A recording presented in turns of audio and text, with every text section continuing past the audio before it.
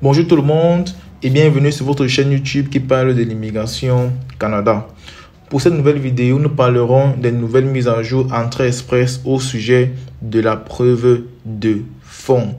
Vous savez, la preuve de fonds est un élément très capital dans la procédure d'immigration Canada Entrée Express. Nous vous invitons, chers abonnés, chers followers, pour ceux-là qui nous suivent et qui ne sont pas encore abonnés, nous vous invitons à vous abonner. La preuve de fonds est un facteur sur les 6 facteurs requis pour l'immigration Canada Entrée Express sous le volet travail qualifié du fédéral. Vous êtes invité à modifier, c'est-à-dire à faire la mise à jour de votre profil Entrée Express avant la date du 8 juin 2022.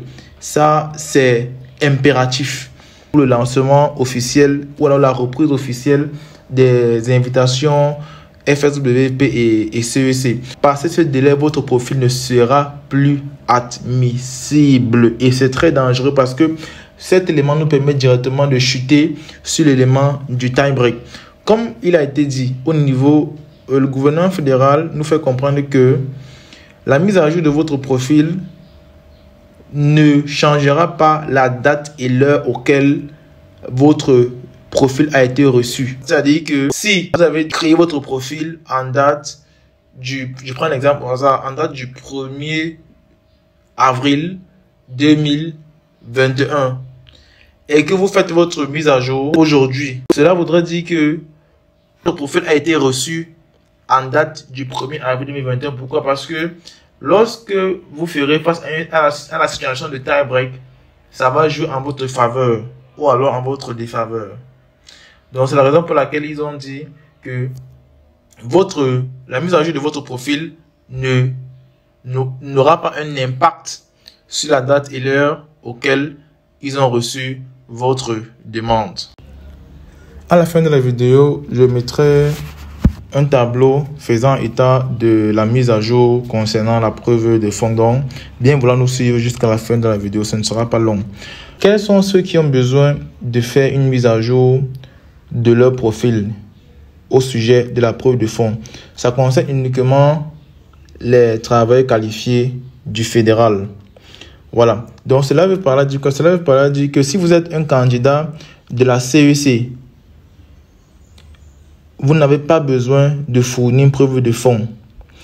Également, si vous êtes autorisé à travailler au Canada et si vous avez en même temps une offre d'emploi valide, vous êtes exempté de fournir une preuve de fonds, même si vous postulez sous le volet travailleur qualifié du fédéral. À quoi correspond effectivement le montant auquel vous devez avoir pour justifier votre preuve de fonds? Cela dépend premièrement ou alors uniquement de la taille de votre famille. Votre famille est constituée de vous-même, le requérant principal, de votre partenaire, c'est votre épouse ou votre époux, bref, c'est le requérant secondaire, et également vos enfants à charge.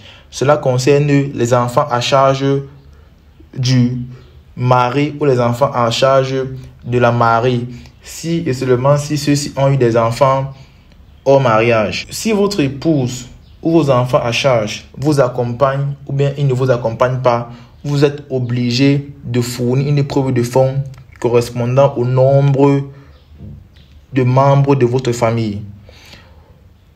Ou encore, si votre épouse est résidente permanente ou alors citoyenne canadienne, vous êtes obligé de fournir une preuve de fonds correspondant aux membres de votre famille. Donc, si vous êtes en couple, si votre famille est une famille de 2 personnes, vous et votre conjoint, si votre conjoint est résident permanent vivant au Canada, vous devez fournir une preuve de fonds pour vous deux. C'est de ça qu'il s'agit.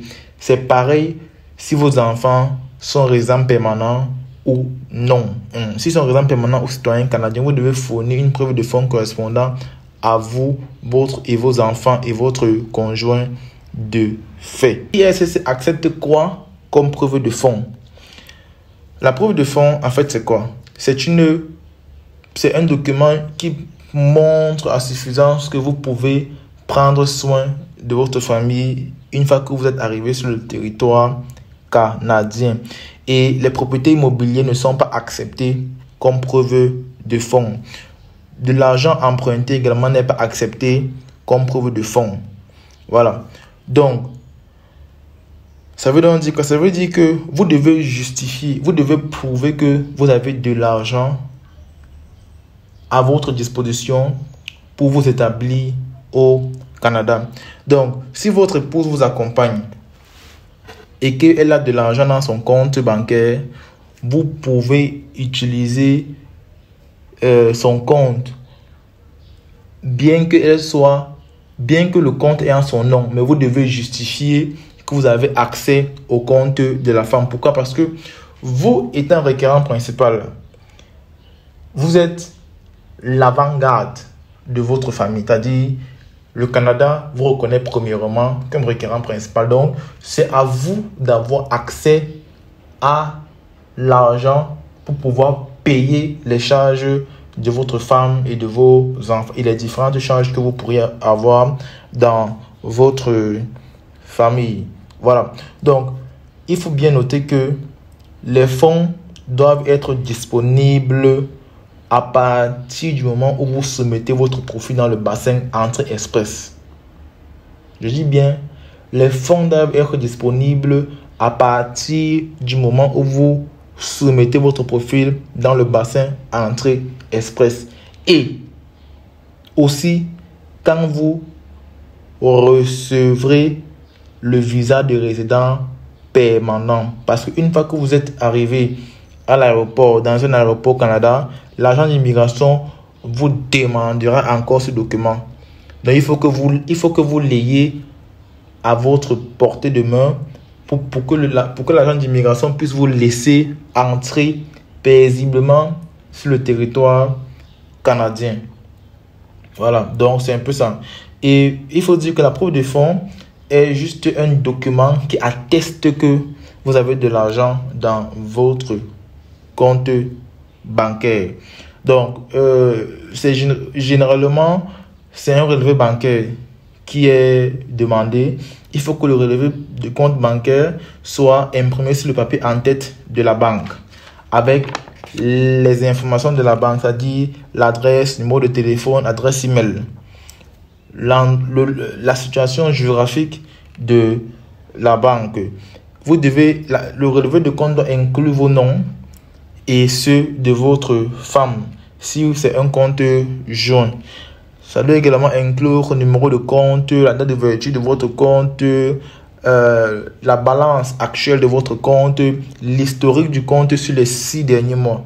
Donc voilà en grosso modo ce qu'il fallait dire sur la preuve des fonds. Donc nous vous laissons le tableau afin que vous puissiez jeter un coup d'œil sur la mise à jour concernant la preuve de fonds. Nous sommes arrivés au terme de cette vidéo. Nous espérons que la vidéo vous a plu. Nous vous invitons, chers abonnés, à vous abonner une fois de plus si ce n'est pas encore fait. Et partagez la vidéo à vos différents contacts. Bye bye et à très bientôt.